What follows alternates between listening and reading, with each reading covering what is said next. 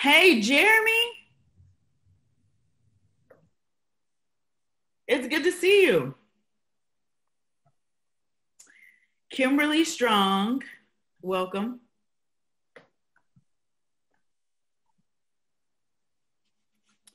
All right, it is right at noon or 1 minute after noon, and I want to honor your lunch break and welcome you to Experience Talks. I'm Alexis Willis, the Director of Small Business and Entrepreneurship with the Chamber, and I run the gold mine at the corner of Cherokee Manufacturers that everyone knows is the INCubator. So we have over 40 founders in the building right now, toiling away as we speak, creating some impacting our local economy. So Experience Talks is a monthly chat, happens the first Wednesday of every month. And we like to just curate some local experts in different industries and hear what's happening. And today we have asked some members of the Community Foundation team to come and talk to us about the Accelerator Loan Fund. So we're going to hear from Rebekah Gouger and Dwayne Marshall. So I will turn the floor over to them, let them introduce themselves and their titles, and then we have a quick presentation about their offering, and then we'll open it up for questions. Rebekah, I'll let you start. Wonderful. Good afternoon, everyone. I'm Rebekah Gouger. I am the Community Impact Associate with the Foundation. So I work closely with our grants and scholarships, but then with our Accelerator Loan Fund Program, I work kind of logistically with entrepreneurs, making sure their applications are complete, setting up committee meetings, just kind of behind the scenes. So it's great to be here. I'll pass it to Dwayne. Thank you, Rebekah. I serve as the Vice President of Community Investments at the Community Foundation of Greater Chattanooga. Under our Community Investments umbrella is our responsive grant making, our impact investment strategy, of which we will talk a bit more about in depth today, our scholarships work, as well as a series of strategic initiatives that are tied to our recently adopted priorities as an organization, which focuses on equity with a racial lens, as well as economic mobility. The specific project that we want to talk about today is our Accelerator Loan Fund. It's been in existence for soon to be 2 years. And the fund is largely focused on creating opportunities to invest in entrepreneurs of color. The Community Foundation had a series of interviews and conversations with various leaders and organizations in the community, trying to identify ways in which it could help more businesses of color identify pathways to prosperity. And as a result of those continued conversations, the foundation realized that there was limited access to capital for early stage businesses of color. They had significant stumbling blocks: one, trying to find entities that would be interested in their enterprises, and two, get capital that would help them grow and elevate. And also in several cases, they did not also have the relationships, the mentorship, the counsel to help carry their business from where it currently is to where they aspire for it to be in both the short term and the long term. So while we're going through this conversation, I want to actually share a slide deck so that we can get into it in more detail.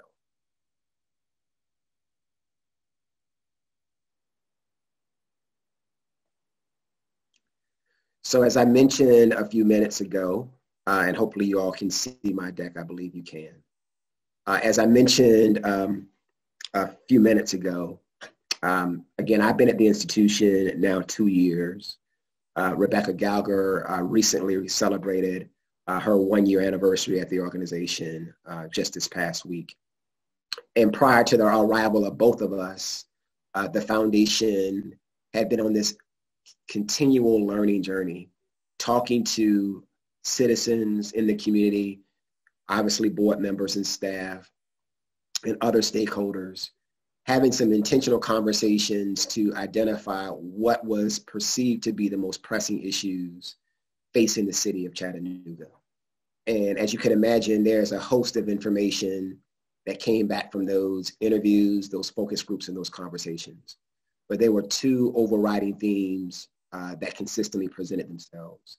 One was citizens and families within our community who are consistently having issues around intergenerational poverty. It became or is difficult for one to alleviate or move themselves forward out of poverty from one generation to the next.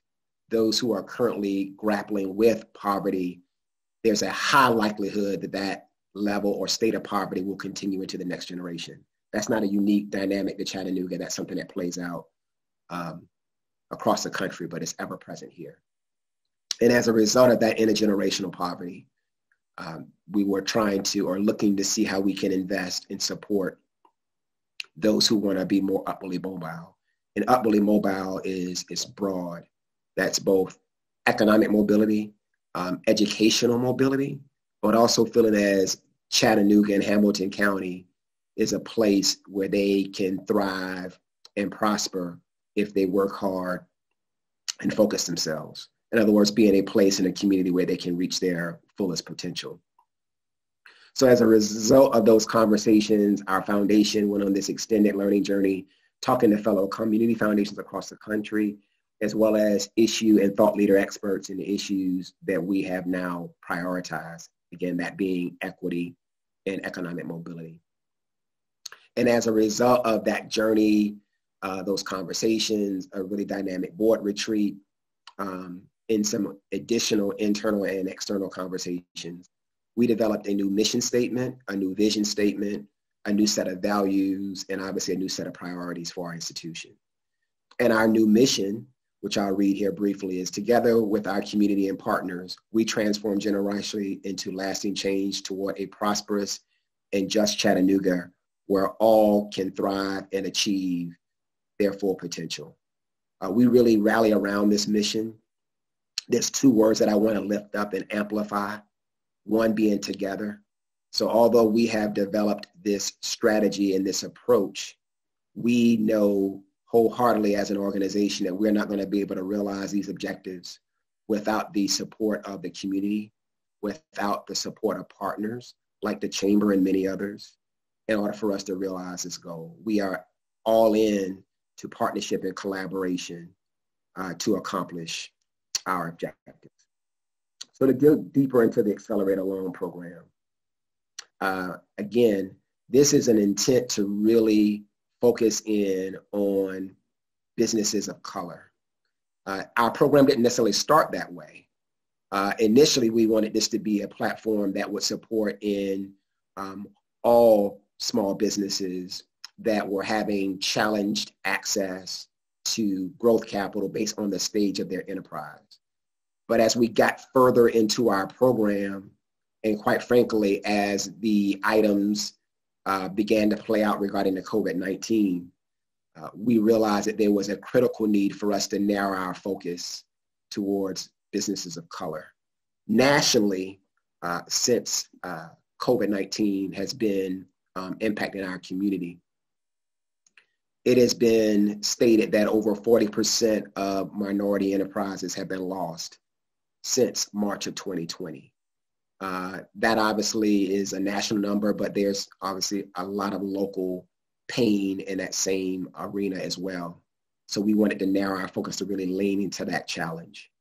We have two critical partners as part of our loan fund program, one being the Tennessee Valley Federal Credit Union. They provide the financial and technical assistance for our partners, our entrepreneurs and their enterprises, helping walk them through the application to be considered a candidate for our program, helping familiarize them with the components of the actual loan itself, should they be successfully awarded the fund, support from the fund. And then also, it's an ongoing learning relationship between our entrepreneur and TVFCU, so that as they seek to get additional capital and get access to other financial products and services, they now have this sustainable relationship that Tennessee Valley Federal Credit Union can bring to bear.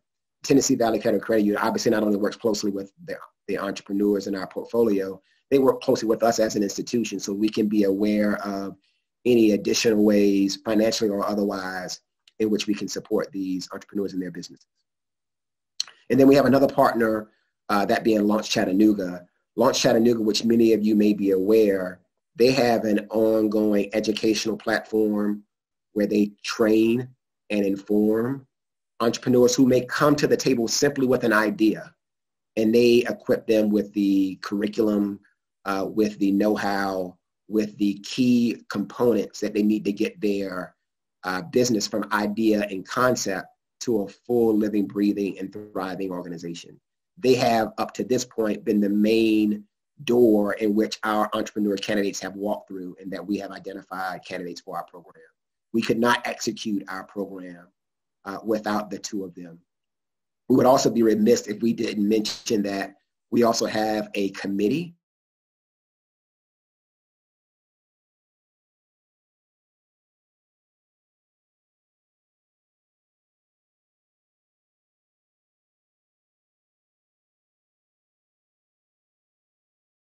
and they bring their skills, their experience, and their relationship to the table to help us execute this program as well, which has been a huge success to this point. So you'll see on this slide here, this is a picture profile of one of our entrepreneurs on the program. This is a picture of Brandon Ellis, who is the owner and entrepreneur for Chattanooga's Chatterbox Cafe. He is one of the longest standing entrepreneurs in our program. And he has not only benefited from the actual financial resource from the loan fund, but also the mentorship and counsel that he's received from his advisor as part of this program. His advisor is actually a member of our board, a highly successful entrepreneur, and he has greatly enjoyed the opportunity to build this relationship for Brandon and his enterprise. I think they both have given us direct comments and feedback that this relationship has given them both professional as well as personal growth opportunities that we continue to hear about. And again, it's something that we want to continue to grow and expand in the months to come. To give you a preview or a profile of the current entrepreneurs that are in our portfolio, I mentioned Chatterbox Cafe, and just to kind of give a little bit more detail about that business, it is a local restaurant. They provide great barbecue, other soul food items. They have a location off of Charlotteford Road, but they also are a location in which they do catering. They can also be ordered and delivered through Grubhub, Uber Eats, and other platforms. Coco Asante, which is also one of the longest standing entrepreneurs in our portfolio, is led by a Ghanaian American. Her name is Ella Livingston. It's a special chocolate business. They have been doing quite well, are thriving, and we're excited about the future that is in store for them. Neutral Ground, it is a restaurant that is based at Proof Incubator, which is a pop-up restaurant / retail concept in the MLK corridor in downtown Chattanooga. Kenyatta Ashford is the entrepreneur and chef of that enterprise. It's a New Orleans Creole style themed menu, again, growing and prospering. In a not so distant future, we foresee Neutral Ground expanding beyond the Proof site to have its own standalone location. They've been in our portfolio for about 6 months now and doing quite well. Wayne Top Tots, the entrepreneur there is Mahogany Hutchins. She is a native Chattanoogan. She has her own food truck, which caters to wings and other, meals, some soul food in nature, but she also has a pretty flexible and constantly evolving menu. She moves from location to location, That's the flexibility that our food truck provides. She also can cater and do different events, etc. So we are very excited about her business. And then lastly, but not least, Little Mama Chicago Style Hoagies. They officially opened in downtown Chattanooga at the top of the year. They have been getting rave reviews and have had a lot of success to this point. The entrepreneur there is Tiffany Paulden Parks. So we are excited about the work and the journey of all of these entrepreneurs. As you can tell from the 5 businesses that are currently in our portfolio, it's heavily catered to the food service industry. Our desire and expectation in the coming months as our program expands, that we will further diversify our portfolio to other industry segments. That's going to obviously be largely dictated by what entrepreneurs and businesses come our way to be considered and what businesses our committee decides to fund. So we'll see how that plays out over time, and we'll gladly keep the group here posted as we have updates. But just to kind of pause and kind of share a little bit in terms of what we've learned this far. And again, as you can imagine, we're learning a lot of things, but these are just some of the high level items that we wanted to just point out for this audience. Is the importance of intentionality. Again, knowing that there are a wide variety of businesses in the community that we could be supporting, we wanted to really lean intentionally into the priorities that we have decided to focus on as an institution. And again, that's largely centered around equity, especially in those communities and neighborhoods that hadn't had the opportunity to benefit from the growth trajectory that Chattanooga and Hamilton County has been on over the last 20 to 25 years. And specifically and intentionally stating that we wanted this platform to be a strategy that's focused on entrepreneurs of color. We had to do extensive research and insight and information gathering to hone into that, but we believe focusing on that with intention and being explicit about that goal and objective is going to allow us to be more impactful with our work, but also, quite frankly, be more measurable in terms of the impact and the outcomes that we want to create. So we're excited about that. By no means are we institutionally experts around this body of work. We have been building the plane as we've been flying it. We've been learning as we go, but we didn't want to be encumbered by analysis paralysis. We want to get out there and make some deals, try some things, see what works and see what doesn't work. So there have definitely been some pivots and some adjustments that we made along the way that we think have been healthy to the process and beneficial to us as an organization, but also ultimately most beneficial to the entrepreneurs who we want to support. So we are definitely taking risks, but we think they're well calculated risks, and it's going to ultimately help us prove this concept and hopefully expand this opportunity to other investors, either organizations or individuals that may want to invest alongside us. Communication is essential. So you heard me mention that in addition to providing financial support, every entrepreneur within our portfolio is coupled with a mentor / advisor, somebody that's walking with them, alongside them as they go about this relationship with us. It is expected that they would engage with their mentor on a monthly basis, and that they also report back to us at a minimum on a quarterly basis. One, so we can be aware of the great things that are happening, but also as they hit hurdles and stumbling blocks.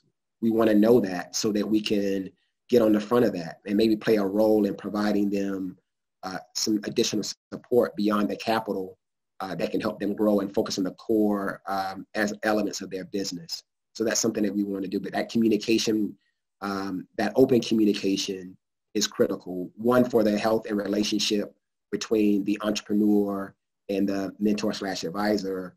Also, that communication is critical between the entrepreneur and the Tennessee Valley Federal Credit Union relationship, so that we can make sure that they are meeting all of their financial commitments that are associated with the loan.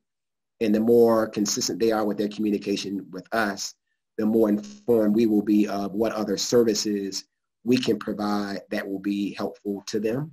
We are actively entertaining ways in which we can potentially wrap around our entrepreneurs beyond just the financial support, other critical services that every business needs in order to be able to thrive and prosper, whether that's legal support, marketing, communications assistance, PR, all those things, bookkeeping and accounting, everything that a business needs, but they may not be readily able to take advantage of or invest in because of the stage of business that they're in. We want to be able to provide that.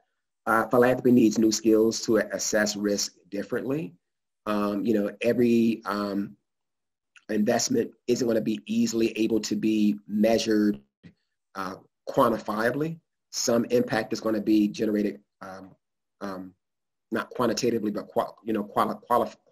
quantitatively. We want to make sure that we are measuring impact in different ways.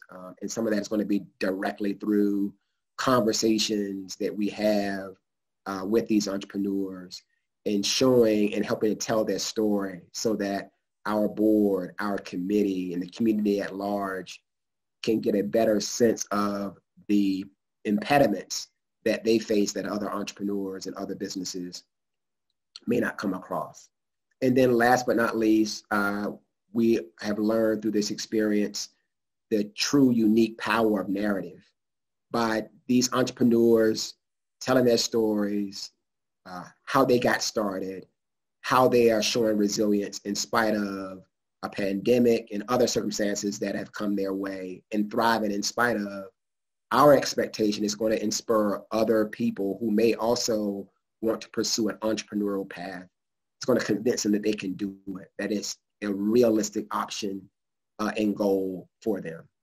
It's going to help also show the broader community that they are great business leaders within the people of color community that have the opportunity to be truly successful if they have the right resources and investments made in them.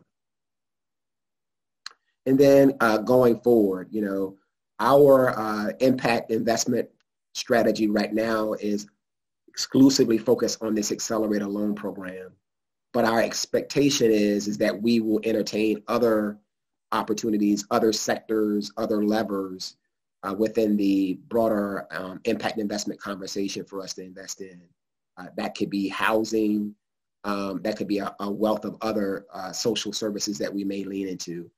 But this slide here just kind of profiles some of the prerequisites or preconditions that we're going to be looking at to determine what we will invest in. There's going to have to be opportunities where we as an organization will be able to provide a leadership role. That's very important to us at the Community Foundation of Greater Chattanooga. Absolutely has to be equity centered. Again, directly in alignment with our strategic focuses around mobility and equity. We want it to be something that we can leverage. So speaking about leverage, this Accelerator Loan Fund Program is not allowing us to not only potentially bring capital to the table for entrepreneurs of color who are needing growth capital, but it's also allowing us to position ourselves to have some really intentional conversations with the broader entrepreneur ecosystem, specifically for entrepreneurs of color, and where they may need support and assistance, and where there may be gaps that we can fill in and address, or at least begin the conversation in terms of how we as a community can bring those resources to the table.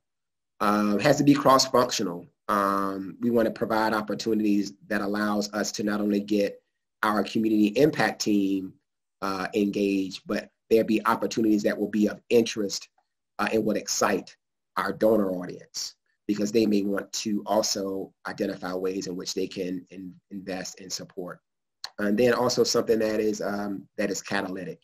We definitely believe that investing in minority businesses and in entrepreneurs of color is going to be something that's going to be catalytic to growth and development in other areas. One, for these individuals and their businesses, but also for the communities in which they are operating. We hope that our investment in them will encourage other partners, whether that be from the social sector, or whether that be from city and county government, or just private enterprise, to also identify ways in which they may be able to invest strategically in the communities that are surrounding where the entrepreneurs and their businesses are that we are providing support to.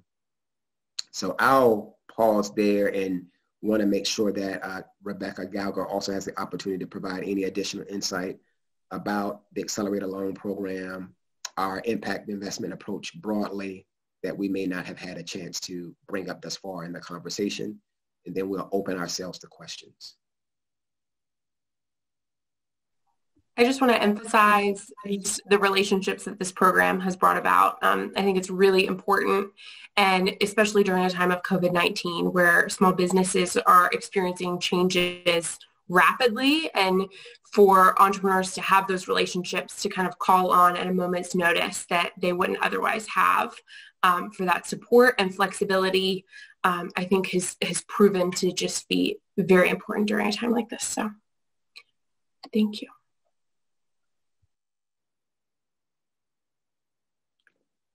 So Alexis, I'll turn it over to you. Yeah, so I have a few questions and also comments.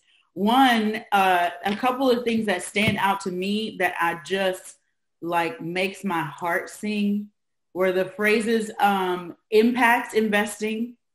And I want to dig into like you guys kind of defining that more for our audience and people who may watch this later, what that means. And this focus, this equity lens and economic mobility.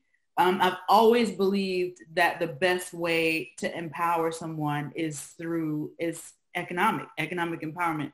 So I love that you all have this focus. The idea of together, partnership is important, and partnerships inside of the community, and intentionality.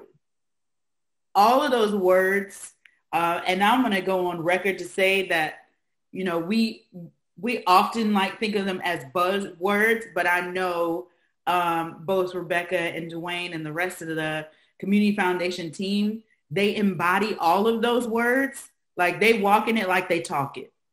So I am extremely proud of you guys, and I love hearing that you guys are focused on building intentional connections through this investment fund. So one of the things that I noticed was that a lot of the entrepreneurs that you support are in the restaurant space. Was that intentional, or do you find that the demographic that you serve is primarily in those in that industry or in that space? Great question, Alexis, and I'll let Rebekah follow my comments. I think it's the latter, from the standpoint that it just happened to coincidentally, the entrepreneurs who have applied to the program thus far, the majority of them have come from that sector. But also, let's be transparent in saying that I think one of the reasons why a lot of entrepreneurs of color come from that sector, it is one of the sectors where there's the lowest barrier to entry. Because, without a doubt, a lot of our entrepreneurs of color throughout the community, and again, this by no means unique to Chattanooga, but in a lot of our cities, a lot of those entrepreneurs of color come from the food service sector, or they come from industries and opportunities that are uniquely catered to their target audience and population. Mm-hmm. So we just happen to have a community of entrepreneurs of color who the dominant sector in which they are in happens to be the food service. Okay. So you're open to, if someone wanted to come in with, like maybe they wanted to enter into the CBD market, for example, those would be, is there a type of business, or it's open to everyone or any type? Yeah. Of industry? It's open to any type. We definitely do not have a sector focus. Okay. There's a couple of things that we are obviously looking for. We're looking for well-qualified, passionate entrepreneurs. Mm-hmm. We're looking for people who really, truly know their industry. We're looking for people who have a solid growth strategy. We're looking for people who want to have mentorship and counsel that will help them grow and advance their business. We're looking for businesses that are ideally scalable.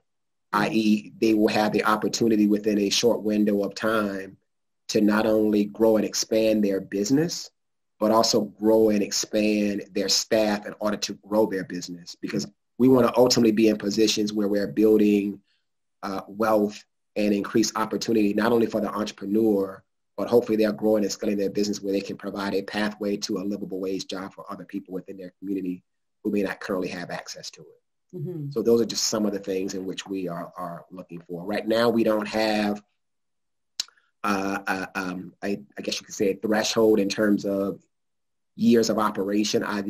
Although, as you can imagine, we would love to invest in businesses that at least have a year or two of operating history. Yeah. We don't have a threshold in terms of a required revenue target of that business. Right now, we're going to be largely driven by a comfort level with the business and the business model, a comfort level with the management of the enterprise, and a comfort level with the short-term and long-term projections for the growth of the business. Would the fund support an entrepreneur that maybe wanted to purchase an existing business and grow it? Great question. That conversation hasn't come up yet. I don't think we would limit any opportunity right now off the table. That would be a conversation for us to have with the committee. Mm-hmm. I'm sure they would entertain that, but we haven't moved anything out to this point.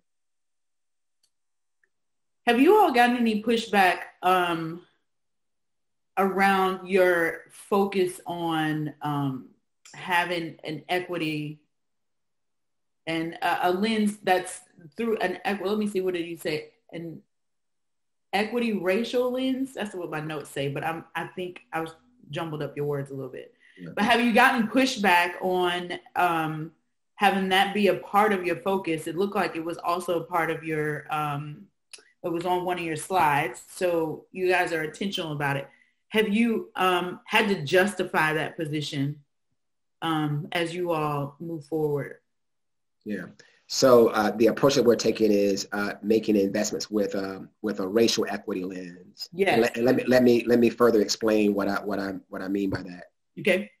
Is, when you look at key indicators across a community that typically dictates how healthy, how robust, how accessible opportunity is to anyone within a community, there's a couple of key indicators. But just to name a few, some of those is the educational outcomes mm-hmm. of your community, the health outcomes for your community, access to quality and affordable housing within your community, having resources within your immediate community and services within your immediate community that everyone needs in order to live a healthy, holistic, and robust life, right? And as you assess those indicators and you segment them out, you notice that there are, in many communities, a lot of people who don't have equal and equitable access to those services and opportunities.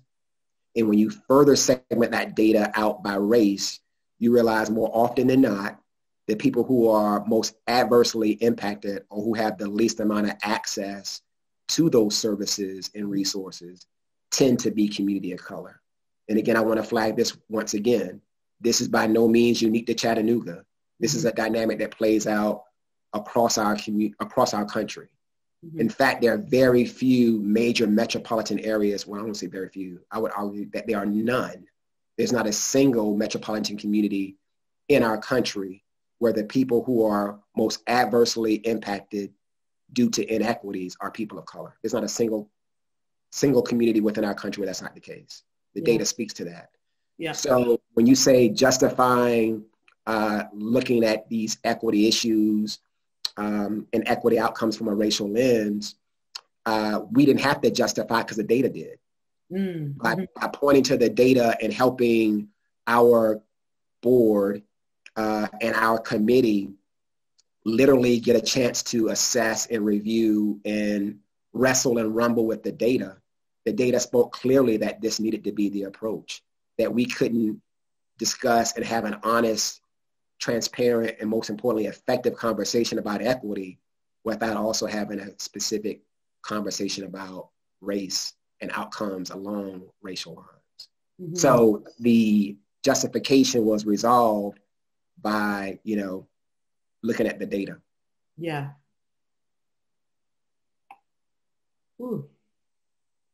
It's something that I've always known and seen, but didn't, it's one thing to have, to say this is what we need based on my own experiences or my own emotive response to what I'm seeing, but it's another thing to have the data to back it up. Is that something that you all have in a space where people can take a look at it if they want to see it? I think we're trying to get to that point. Okay. Because, one of the things that I think is going to be important for us to do along this journey, not just with the Accelerator Loan Program, mm-hmm. but quite frankly, with our strategy as a whole, is we're going to have to not only educate ourselves as a staff and as a board, but we also have to educate our community along the way as well. So The other reason why this information is so incredibly important and why we have to let the data lead. Somebody told me a few years ago, and it resonated with me. They said everybody's entitled to their own opinion, but everybody's not entitled to their own facts. And mm-hmm. facts are data, right? And as long as we allow data to lead these conversations, it should refute the debate about whether or not it's a justified strategy. What my hope is that some point in the not so distant future, we're able to profile to the community at large, not only our strategy, but also a profile of indicators or data points mm-hmm. in which we are measuring ourselves against. So, hey, here's where the health equity scenarios are within our community. Here's where we stand in terms of economic opportunity. Here's where we stand along these other key indicators in terms of one being able to reach their full potential. But more importantly, here's where we're trying to go. Mm-hmm. And here's what needs to happen. Here's the investments that we need to make in order to get us to that point.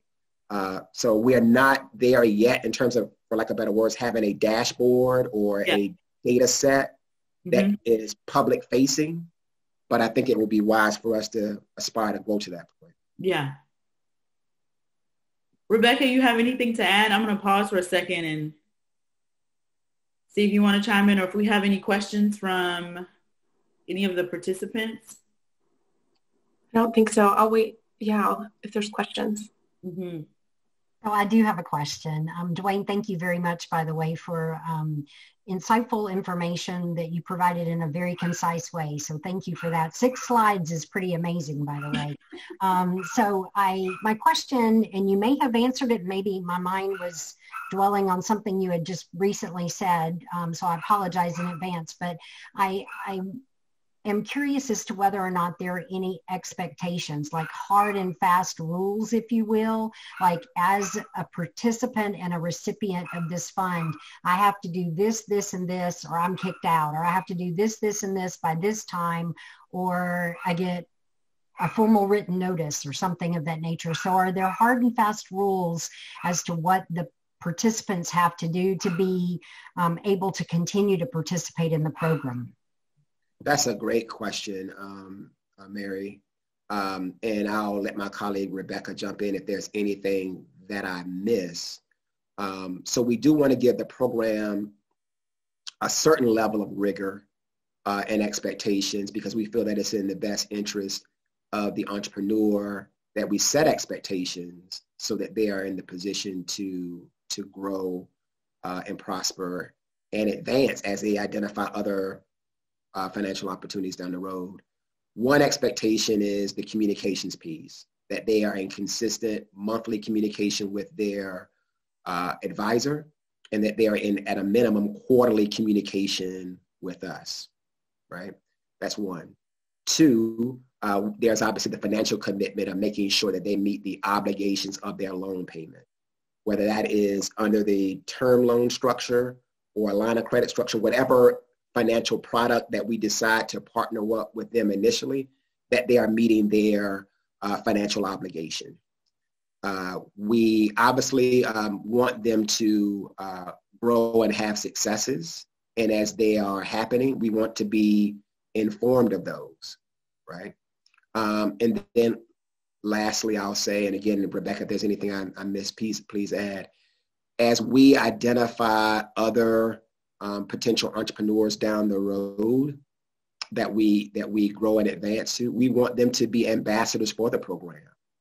And hopefully as their program grows to a certain point, again, this is not a hard and fast requirement yet, but I want us to get to this point that hopefully one day they will be able to be in the mentor advisor seat as our program and portfolio grows over time, so that the same program that invested in them, they,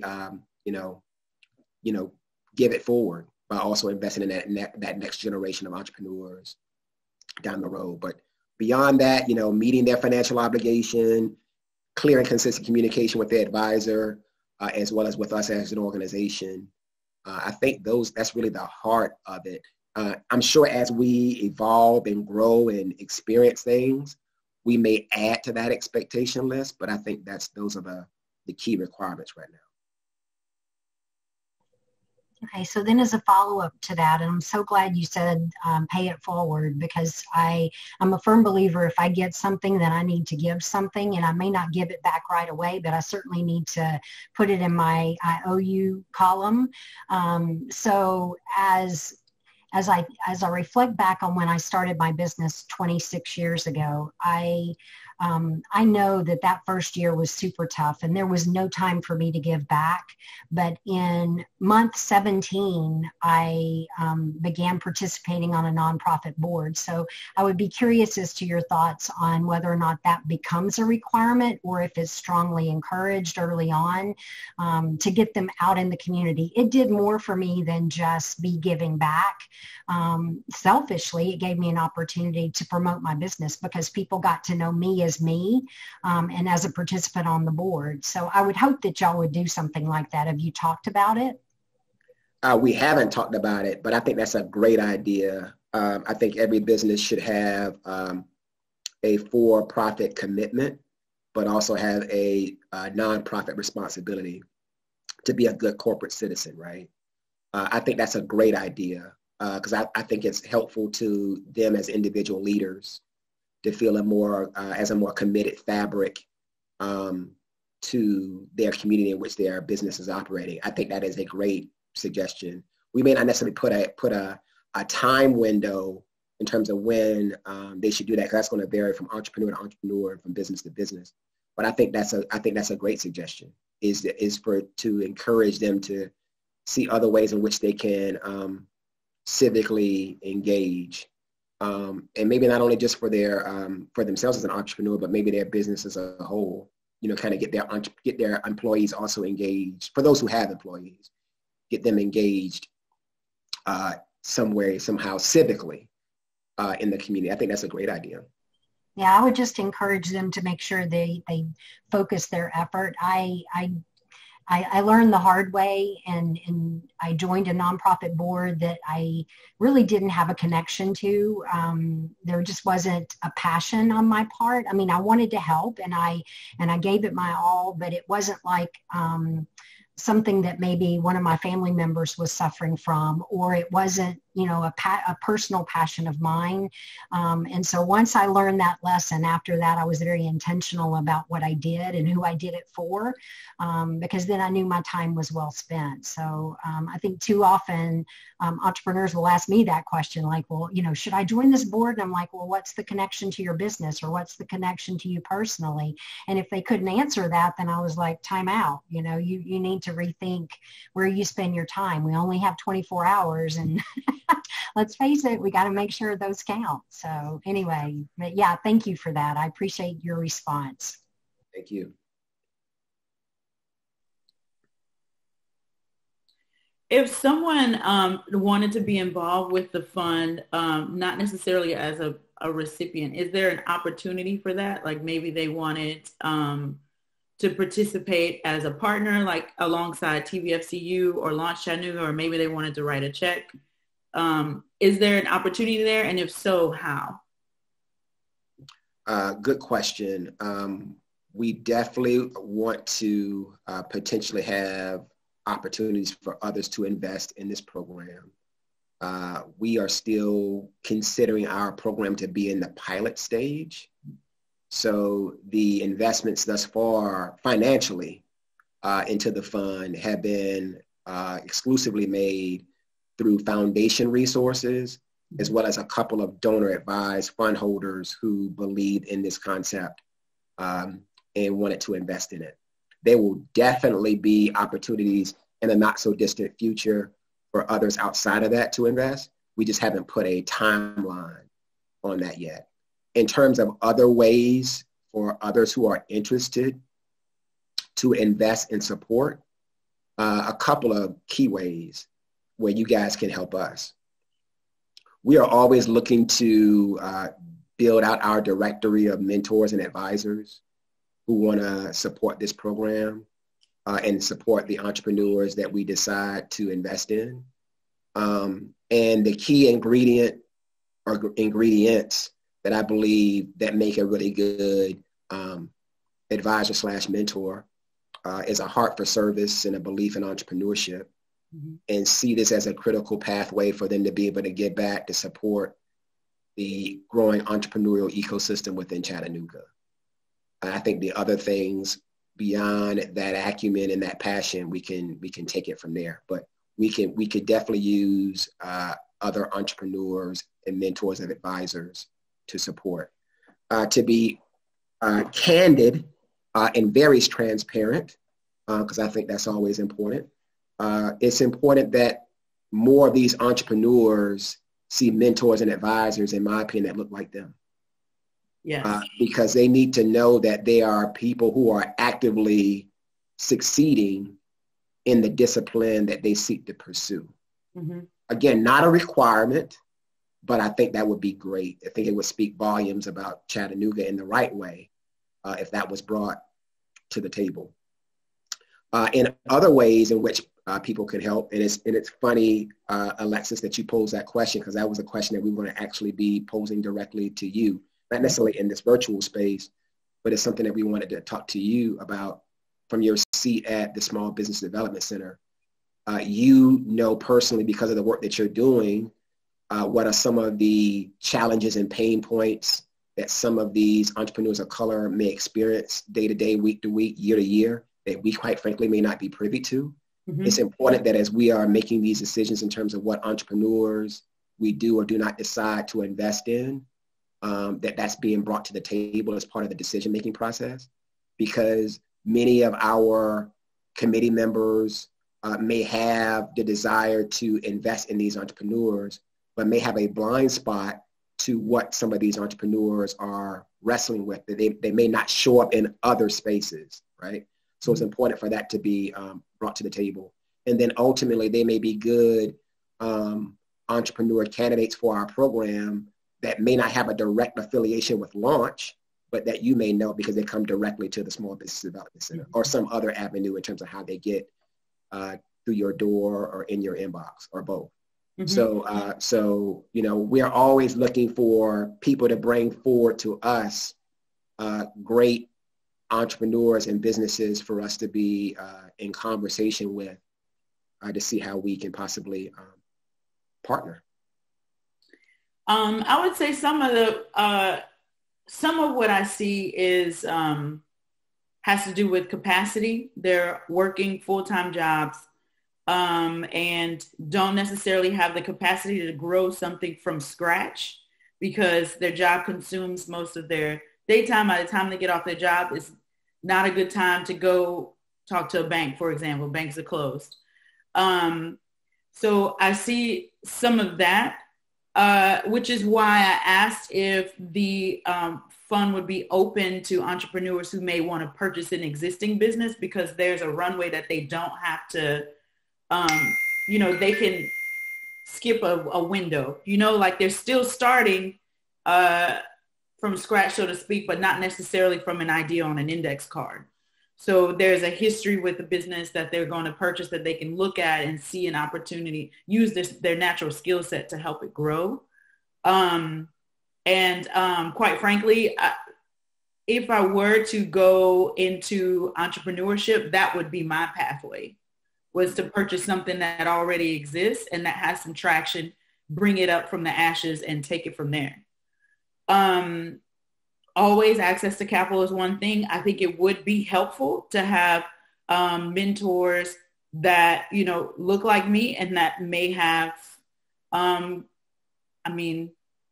maybe they've come up against like microaggressions, passive aggressions, bigotry. Like, how do they navigate that in this new space? I'm like thinking of myself, so I can't. And I'm sure that it's in alignment with people that I've supported too. But how do they move past that? I do remember working with an entrepreneur one time. She went down. So I can't remember if it was to get a business license or something she needed to do at an office. And she came back to me in tears and she said, I felt an inch tall the way I was treated when I went into that space. And so I literally held her hand, walked back into that space with her. So she felt like she had someone that was advocating on her behalf or had her back, or even to speak up for her, because it was almost like muted. And this is a beautifully strong, powerful woman in other spaces, and so I have found that even that, which seems small, has a big impact on their posture as entrepreneurs. So I think this is a fantastic resource. I will continue to think about how to plug people in, especially on that mentor side, and how we can support you, because I definitely want to know and want to help you guys as much as I can and how we can as an organization. So yeah, I hope that answers your question. It was kind of like zigzag, which is the way my mind works sometimes. No, that's all good. There are various ways I think that the entrepreneurs and their businesses in this program are going to be able to be supported. Again, some we've identified thus far. I think others are going to be identified as the program evolves. And absolutely, we welcome industry diversity. I know the committee is looking to talk to businesses that fall in other areas, again, beyond just the food and restaurant or retail arena. We welcome those ideas. Mm-hmm. Well, it's 12:53. We just have a few minutes left. Does anyone on the call have any questions, lingering questions or comments for Dwayne or Rebekah? Thank you, Kendra. No? Well, then we'll go ahead and wrap. Do you have any final comments, or if someone wanted to reach you, how do they connect with you going forward? Go ahead, Rebekah. I would just like to say thank you for having us. It's always just a pleasure to talk about this program. Dwayne and I both are very passionate about it. And I will put myself and Dwayne's emails in the chat. I think that would probably be the easiest way. Okay, cool. Well, that wraps Experience Talks for April. I really appreciate you all tuning in. Hopefully you are as energized as I am about this Accelerator Loan Fund. I think it was long overdue, but I'm glad it's here, and I'm glad it's in good hands, and love the intentionality and the impact that you all are having now and will in the future. So with that, I'll let you all go enjoy the rest of your day, and I appreciate you again. You all have a good day.